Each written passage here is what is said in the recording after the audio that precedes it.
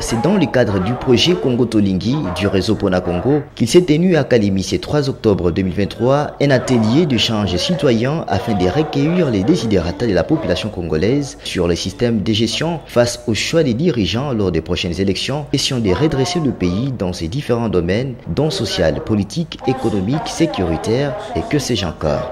Le tout via un contrat social qui peut être présenté par tout potentiel candidat à tous les niveaux des élections.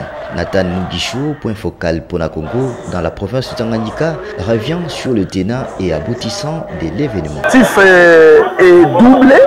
Premièrement, nous vulgarisons, nous continuons la vulgarisation du contrat social qui est ici des consultations populaires menées dans le cadre du projet Congo Tolingi du réseau Pona Congo. Et en deuxième lieu, nous avons sensibilisé les candidats qui sont de futurs dirigeants à adhérer ou à s'engager au contrat social, ce qui peut rassurer la population qu'avec les prochaines élections, on aura cette fois-là les élus ici de la volonté de la population. Les échanges étaient pertinents parce qu'il y a eu un engagement citoyen que l'on a senti. Chacun voulait parler, chacun voulait ajouter, même ce que l'on avait déjà oublié dans le cadre du contrat. Et on a senti même que la population s'est appropriée de ce contrat.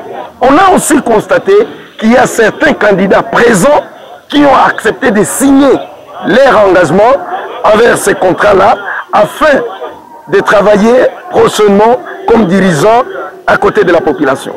Le contrat, en fait, reprend la vie de la population congolaise. Par le passé, ça démontre par les consultations menées ce que les Congolais ont vécu dans plusieurs domaines. Éducation, sécuritaire, politique, économie, santé, etc. Mais dans la deuxième partie, le contrat vient donner ce que veut la population. Et ça s'exprime en termes d'engagement. Et ces engagements sont adressés tout droit aux futurs dirigeants. Qui sont ces futurs dirigeants? Bien évidemment, tous les candidats à tous les niveaux pour les élections prochaines. Par ailleurs, plusieurs participants ont salué l'initiative tout en adressant des recommandations face à son format. Dans l'ensemble, c'était positif. Dans l'ensemble, c'est toujours bien d'avoir les idées, les opinions des uns et des autres. Du coup, ça nous donne une idée de ce que veut la population à travers leur sondage, entre guillemets. Et voilà. Depuis l'organisation, dans tous les comités, il existe que les gens de l'opposition, Ensemble pour la République et les autres, leurs associations humanitaires, et consorts au Modianingouvou et les autres.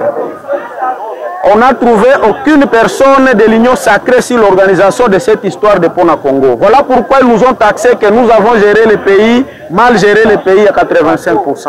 Nous ne sommes pas contents de ça. En tout cas, nous venons de féliciter l'initiateur de Pona Congo. Mais à part tout ça, il y a beaucoup d'histoires que nous venons d'épingler pendant la réunion. Mais ce que je voulais seulement souligner, c'est par rapport aux participants. À la prochaine, nous aimerions avoir d'abord l'invitation. Je tiens d'abord à remercier l'équipe qui a organisé cette manifestation. Nous avons trouvé que le contenu de la manifestation était bien et bénéfique. Mais on demanderait peut-être aux organisateurs prochainement d'essayer un peu d'améliorer, d'essayer un peu d'inviter la représentativité réelle de la population. Nous ne voulons pas être avec le même visage.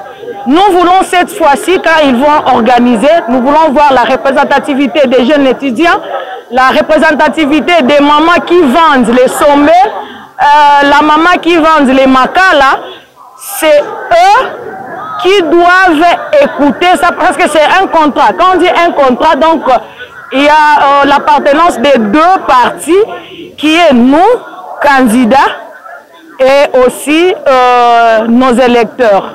Remercier les organisateurs de cette activité parce que c'est parmi des activités qui peuvent éveiller la conscience de la population pour enfin nous donner des élus qui doivent se mettre au travail pour le compte de la population. Nous encourageons les partis politiques qui sont censés faire des activités pareilles d'emboîter les pas pour que le peuple ou les électeurs puissent élire des personnes qui vont valablement représenter la population au sein de Kinshasa, Assemblée nationale, et aussi dans des provinces, Assemblée provinciale, et aussi dans des communes, les conseils communaux. Ma réaction est juste d'appeler la population d'être vigilante. La population doit être vigilante parce que ces élections, nous devons quand même faire un plus. C'est-à-dire quoi, depuis 2009, il y a des améliorations qui sont en train d'être constatées. Donc au niveau de la population, nous restons toujours derrière les politiciens. Parce que quand les politiciens viennent vers nous pour nous demander le voix, il y a toujours quelque chose qu'ils doivent donner à la population. En fait, c'est comme quelqu'un qui dirait on est en train d'acheter ou de vendre le voix. Donc la destinée de tout un peuple est en train d'être vendue à cause des miettes qu'on est en train de nous donner. Donc cette fois-ci, avec Pona Congo, je pense qu'ils vont améliorer leur façon de faire parce que nous devons avoir des solutions au lieu de nous présenter toujours des problèmes. Donc nous encourageons les mouvements citoyens de continuer à travailler, à identifier les problèmes de notre pays et proposer aussi des solutions à ces problèmes-là. Académie, chef-lieu de la province du Tanganyika, c'est la salle Raissa Paradise qui a servi les cadres.